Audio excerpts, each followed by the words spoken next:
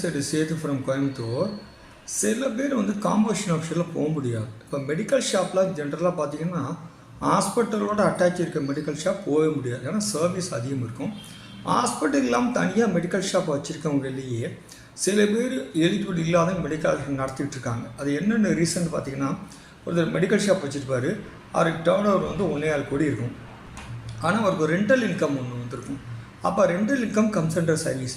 அந்த rental income 10% of the preceding turnover over R 5 lakh whichever ஆயிரம் மேலே போயிருக்கப்படாது. அதே மாதிரி மெடிக்கல் ஷாப்பில் இன்றைக்கி கடலை மிட்டாயிலேருந்து பிஸ்கட்லேருந்து சாக்லேட் எல்லாம் விற்கிறாங்க. அதோட சில இதையும் சேர்த்து விற்கிறாங்க. ப்ரீபெய்டு மொபைல் கார்ட்ஸ் இருக்குல்ல, அந்த கார்டு கம்ஸ் அண்டர் சர்வீஸ். அதே மாதிரி சில மெடிக்கல் ஷாப்பில் காஃபி வெண்டிங் மிஷின் வச்சுருக்காங்க. சில மெடிக்கல் ஷாப்பில் கோன் ஐஸ்கிரீம் வெண்டிங் மிஷின் வச்சுருக்காங்க.